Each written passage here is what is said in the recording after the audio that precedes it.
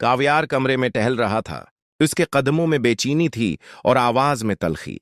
वो अचानक रुका और रायरा की तरफ देखते हुए बोला, तुम अपनी मर्जी से शादी करके आई थी। मैंने तुम पर कोई जबरदस्ती नहीं की थी। ये सुनकर रायरा के दिल में जैसे कुछ टूट सा गया। उसकी आंखें नम हो गईं मगर आवाज मजबूत थी। वो एक कदम आगे बढ़ी और बोली, अपनी मर्जी? वाकई?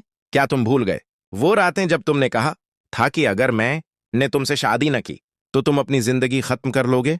क्या यह इमोशनली ब्लैकमेलिंग नहीं थी? काव्यार चौंक गया। उसने नजरें चराएं मगर रायरा अब रुकने वाली नहीं थी। तुमने मेरे जज्बात को हथियार बनाया, मेरे सामने अपनी मोहब्बत को कमजोरी बनाकर पेश किया, और मैं तुम्हें टूटता हुआ नहीं देख सकती थी, इसलिए मैंने खुद को तोड़ लिया।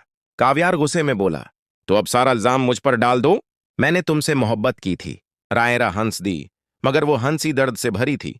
मोहब्बत? मोहब्बत में किसी को मजबूर नहीं किया जाता काव्यार। मोहब्बत में इंतखाब दिया जाता है, धमकियां नहीं।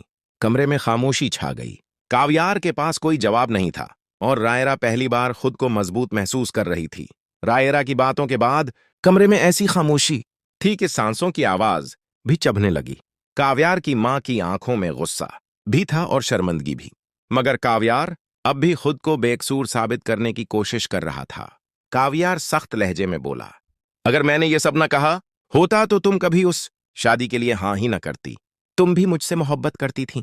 रायरा की आंखों से आंसू बहने लगे, मगर उसकी आवाज कांपने के बावजूद सच से भरी थी। हां, मैं मोहब्बत करती थी। इसी मोहब्बत का तुमने फायदा उठाया। तुमने मुझे ये इंतखाब ही नहीं दिया कि मैं सुकून से फैसला कर सकूं।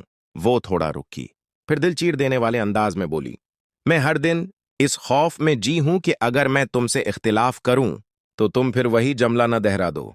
मैं मर जाऊंगा। ये शादी मेरे लिए रिश्ता नहीं, एक कैद बन चुकी है।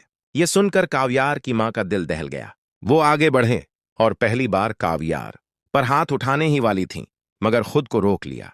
बस करो काव्यार, अगर तुमने वाकई मोहब्बत की होती तो रायरा को खौफ में न रखते। इसी लम्हे काव्यार के चेहरे पर गुरूर टूटने लगा। उसकी आवाज धीमी हो गई, मैं डर गया था। मुझे लगा अगर मैंने तुम्हें छोड़ दिया तो तुम हमेशा के लिए चली जाओगी। रायरा ने गहरी सांस ली और कहा, डर मोहब्बत को हक नहीं देता कि वो किसी की जिंदगी पर कब्जा करे। अगला जबरदस्त मोड़। इसी वक्त रायरा का भाई दरवाजा खोलकर अंदर आता है। वो सारी बातें सुन चुका होता है।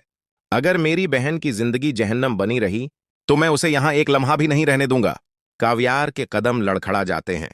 पहली बार उसे एहसास होता है कि वो रायरा को खो सकता है। रायरा के भाई की बात सुनकर काव्यार के कदम जैसे जमीन में गड़ गए। उसने पहली बार खुद को कटहरे में खड़ा महसूस किया। काव्यार की मां कांपती आवाज में बोले, रायरा बेटा, अगर तुम चाहो तो मैं खुद तुम्हें यहां से ले जाऊंगी। मैं किसी बेटे की खातिर एक बेटी की जिंदगी बर्बाद नहीं होने दूंगी। ये सुनकर रायरा की आंखों से आंसू बहने लगे।